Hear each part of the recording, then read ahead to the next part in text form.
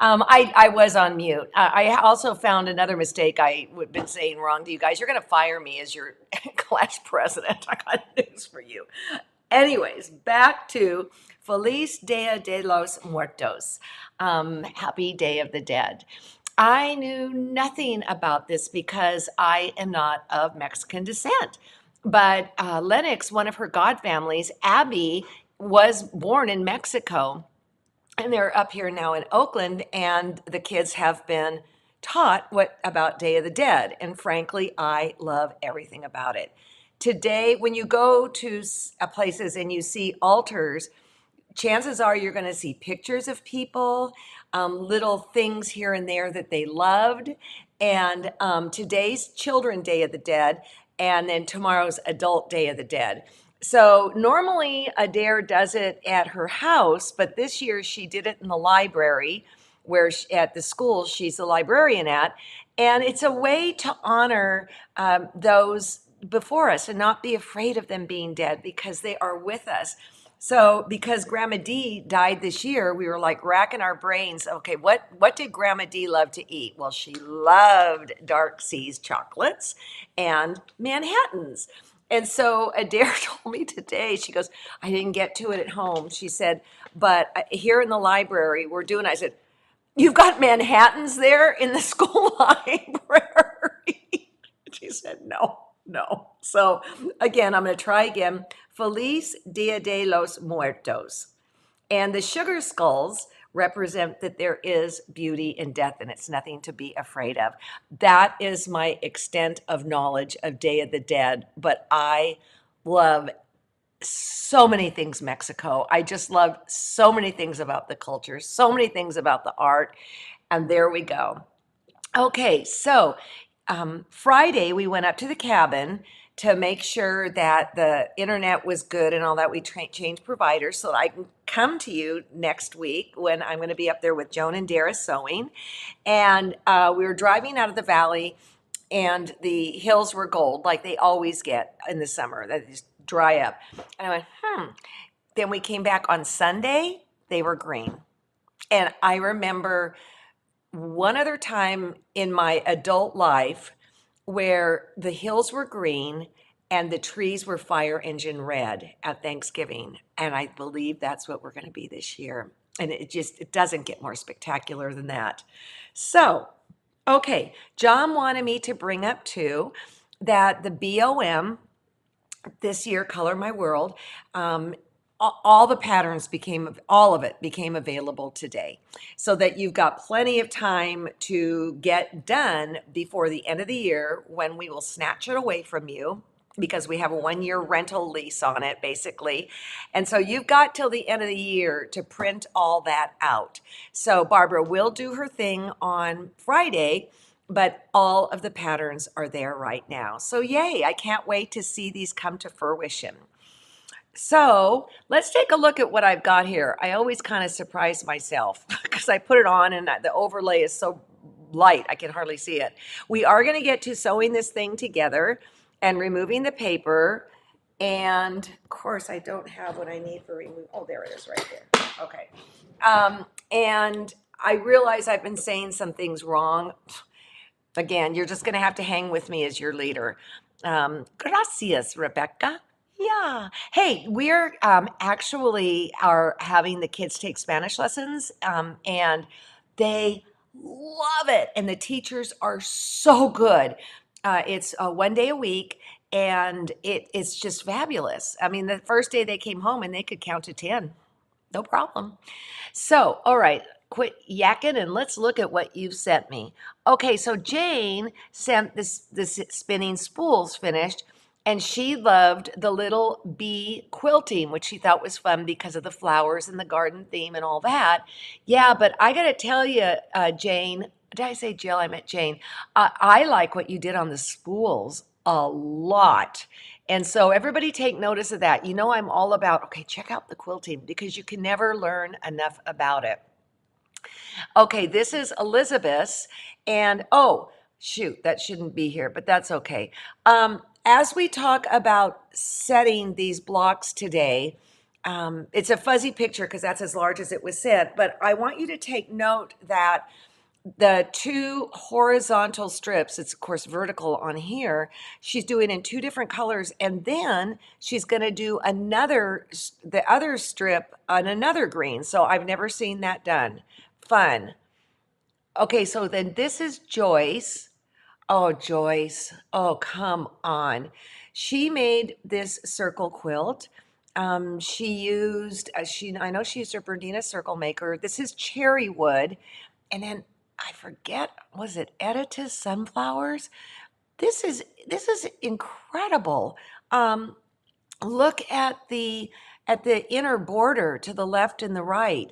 And I don't have the whole thing up, and I apologize for that. My thing is getting a little screwy on me. But I want to look at the quilting, people. This quilting, oh, there we go, is just amazing. Let me pull in. I love straight line quilting. I would not have thought to even do it this way. And you can bet your bottom dollar that I will be doing something like this. I just love how we learn from each other. Let me go back to this. See if I can make it. Whoa, there we go. There's the whole quilt. Look at that inner border.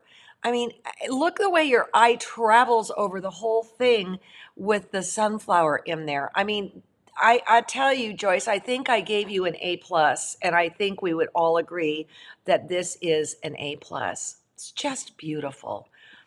All right, so then I want you to look at Margaret's set again. We looked at this the other day because as I talk about sets, you can do your own thing. And I believe I even mentioned this. I think I like her set better than mine.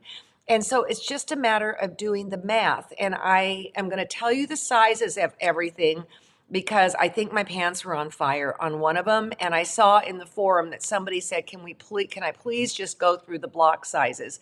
And the answer is yes, we will do that in a moment. So you might want to grab a pencil and paper for that. So this is kind of, Susan sent me this. And she is auditioning the inner border. And it's interesting because as she sent this to me, she sent me different colors, and I would go, oh, I like you. Oh, I don't like you. Oh, I like you best. Um, and it's so funny because this one it wasn't my favorite, and now I think it is. So whatever, I mean, I think they're all good, Susan, but let's take a look see because you really should think about what you're going to do. Every design thing you do makes a difference, okay? Now, I did put in that kit purposely that large CAFE print because that's kind of what I used for mine. But I'll tell you what, Susan, this is going on. Now, this blue I felt was a little too dark, and I was naturally inclined to go to blue. I can't tell you why. So then she sent me one with a lighter blue. But in retrospect, going back through all of these, I'm kind of now taken by the pink. So how does a person decide how does a person decide what to do? In my scrap class, I teach you look at the color that's coming out the most and then perhaps repeat that. So, I mean, I think the pink is really great. It doesn't seem muddied down and it kind of is of the same value of the other pinks in there. Let's look at these again. Green, I don't think the green is for me, and to me it's because it's just a little off color. The blue I didn't care for because it was too dark because I felt it overshadowed the other blues. And then there was this one, and I would like to see probably more of that with it. I'd want to make darn sure that that blue coordinates with the other blues in it. So while I didn't have a real preference, I'm starting to lean towards that or the blue. So you just have to do what Susan is doing is lay it out, lay it out, lay it out. And another thing you can do, I'm looking at mine behind me, and boy, that blue inner border, that is bold. And I don't know if I would do that again, although the quilt looks pretty good. So, yeah. Anyway, no blue. People say don't picture, don't mob. No blue, no to blue. Anybody else have votes in here? Is the pink gonna win? Win? I want to see a darker color. See, so here's the thing, guys. You just kind of have to do, and the other thing you can do too, is take a black and white picture and make sure that something doesn't just out at you. So, Cynthia, thank you for complimenting me. Let's talk about putting this thing together. Okay, it looks like pink is winning. Okay, it looks like pink is winning. That's so funny because when you first sent them to me, it was like, and then when I was loading them up this morning, I'm going, I kind of think I like the pink. Okay, great. All right. All right. We solved that one. So get yourself a piece of paper and let's talk about how I set this thing. And I will keep my face to the front here so you can hear me. First of all, I have been telling you that this is 9 inches. My pants are on fire. It's 8 inches. This is 8 inches. So the block sizes are New York Beauty 8, finished. These are finished. Pineapple 8. These guys 4. Kaleidoscope 4. And then the baskets are 6 each. Okay, so it's 8, 6, and 4. It does not go together like a peanut butter and jelly sandwich. So you have to use these spacers. Another place where I have a spacer is right over here on the edge of the New York Beauty, and right over here too. That is 1 by 8 inches finished, this spacer. So you would cut it, of course, 1.5 by 8.5. That brings this to the 30 inches finished that it needs to be. Then I put in this, and this is 1 by 30, or cut 1.5 by 30.5. All right, and you get here, and then the outside border, it's 1 inch finished also. So this would be cut 1.5, cut 1.5 by 30.5. But let's just say 30, 1 by 30 finished. And so then that adds on 2 inches. If I'm wrong here, Margot, jump in, okay? So then the side ones would be cut 32.5 by 1.5. All right? And then the flying geese, you know, I did not measure those. Let me measure those. The other thing too is I went to measure this. It shrunk up because of all the quilting. So the finished measurements on this are not what they are before it's quilted. Okay, these are 2 by 4, 2 by 4 finished. So it is like a jigsaw puzzle. It is. And it's a lot of fun. But as I've said, you guys have done some. Oh, did I get it, Margot? Okay, good. Yeah. I'm making these stupid mistakes. And I know that you guys never do things like that, like ever, ever, ever. Now, the other thing that I like to do when I'm doing foundation, oh, my cat's going to be in here crying in a minute. Poor thing. I try and leave the paper in as long as possible because in the case, say, like of this block, there is a darn good chance that some of these edges are unbiased. In fact, it is right here. So I like to keep it in till the end. I believe in the case of the quilt behind me, once I sewed on the inner blue border, I went and took paper out. I can tell you that the flying geese, I did not do foundation paper piecing. I did it another way. So as soon as the borders was secured, the edges were secured by that blue border, I felt free to take out the paper, okay? I'm gonna show you how to take out the paper, but I wanna talk about one other thing. And that is, error over here at the document, okay? When I am sewing these guys together, I want these points to exactly match, right? So I do it just like I would do it without the paper. Hey, Sparrow. so excited it might rain again. So I leave the paper in, and maybe other people will say take it out, but I like to leave the paper in. I come right through the X right here, and then I make sure it's coming through properly there. And I have to get it in my nose and do it. I can't reach over here. There, like that. Okay. I always say the back can lie to you. And it does sometimes. So then the front doesn't lie to you. I'm going to go right in there. And I'm going to push. I'm not going to worry that this is not exactly matching up. It's going to be just fine.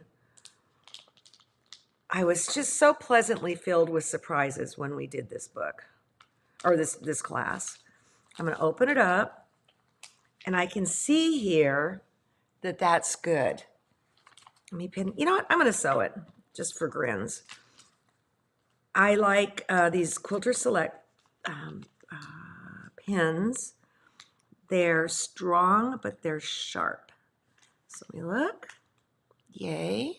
See it there? Do I have the right presser foot on and stuff? Yeah, I do. Okay, good. I'm going to put it in. Drop the pin in right before. And it's a little cumbersome with the fabric. I mean, with the paper. That's the truth. But hey, we're quilters. We use rotary cutters, right? So I leave. Okay, let me check this one. I always peek. Yeah, that looks pretty darn good. Okay, let me move the camera in front of my sewing machine so that we can see. Try not and get you seasick. Okay.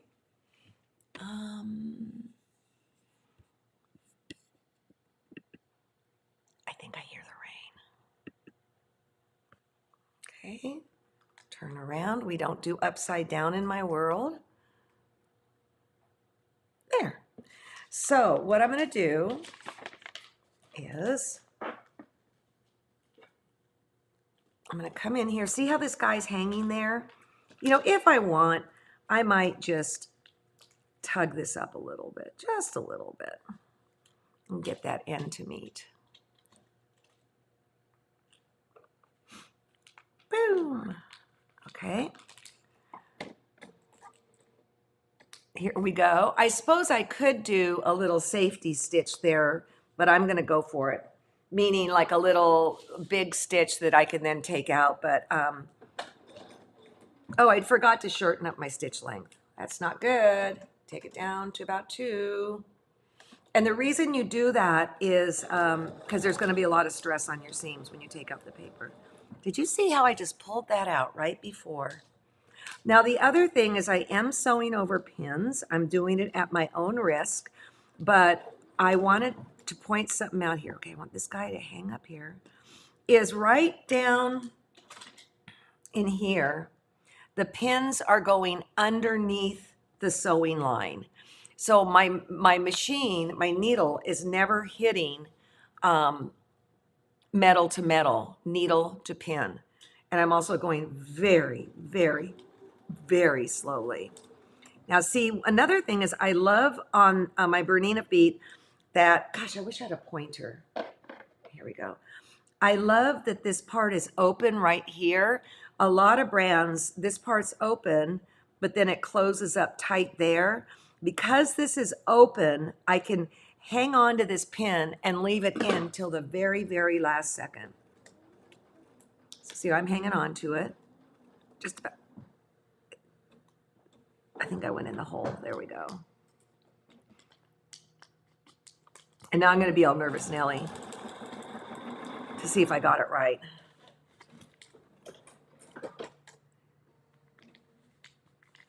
Do I, Rondi? I think I do hear rain, or maybe not. I don't know. It could have been the cat scrunching something up too. Okay, let me go. Let me get this back to the other way so I can open it up. So we'll do a little FaceTime. And Ronnie, don't leave so fast because I got news for you. All right. Camera, document. Say a little prayer, right? Okay, I took out the pins. Ta-da! Okay, this one's a little off, but you know what? I can live with that. This one's right on the money. Okay, so how do you get rid of the paper in here? If you're using paper, this is what I do, is I go, oh, you know why it's off? I bumped around it. Yeah, well, I'm not going to lose sleep over it. I go like this with my seam ripper. I go like this, and then I just get in there and take it out. It's a very messy thing. It's a very messy thing. I mean, I'm going to want, when it's time, when it's all said and done, I'm going to want all of this out, okay? Like this. And because I tightened up the stitch, I'm not going to worry so much about stressing things, all right? So that's how you do it. Now, if you chose to use a Quilter Select print and piece, you are not going to stress your seams the way you do when you pull out the paper. So you can leave it in because it will go away, but it will like 90%, 80, 90% wash away. But I like, yep, that's the rain. I like this, and then it just kind of pulls away. You can see here there's a little bit of scraggle in there, a little bit of scraggle, but I'm just not going to lose sleep over it. Don't wet the whole thing. Don't do that. There we go. Yay. Okay. There's zero stress. So that is how I would do it. You've got a lot of time to get this thing pulled together. What is going to happen is now this Wednesday, well, we've got a ton of interviews. I think we've got about 10 that are from Houston and from other things. I did an impromptu with Victoria Findlay Wolf last Friday, I believe. And that's what I'm going to air on Wednesday because hers is very time sensitive. A lot of the things from Houston is shut down now, right? But if you couldn't be there, we've got really great stuff for you to see. But I want to make sure we get Victoria's in there so that if you are in that area, in the Cedarburg, Wisconsin area, you can go see the exhibit. The interview, she is something else, people. She is something else. So, okay. Now, here is what's going on. On Wednesday, I'm going to show you what we're going to do. We aren't going to start it until after Thanksgiving, but we've decided to name it Make It Your Own. Make It Your Own. It is going to be very opposite of everything we've been doing, and you'll end up with a piece about like this. We're pulling together some kits for you. We'll be working with silk if you want, and we're getting that all pulled together right now. That's the clue. That's it right there. I'm not getting emails or notifications. That's right, Shannon, you're not. I'm not either. And we are working with we're going to be going to another provider. And that is going to be turning the Titanic. But we can't live this way. You can't live this way. Please, people, go to the front page at thequiltshow.com, and it always has the latest newsletter. Please go do that. This is nothing. We're really not happy, all right? And the people that we're working with right now, they know it's an issue and they don't think it can be fixed until January. Sorry, not going to fly in our book. So John's come up with a new provider, and it's going to be hard to move everybody over, in as much as they'll say, what? You're going to move over how many? And then they shut that down. It's a whole racket, people. It is a whole racket. But understand that we know what's going on. Our heads are not in the sand. Okay. I'm getting my newsletter. Yeah. AOL has a hard time, and I think Yahoo does too. So, yeah. So, anyways, we're doing the best we can. Okay, good, Silk. Yay! So, all right, I will say again, Feliz Dia de los Muertos. See you Wednesday.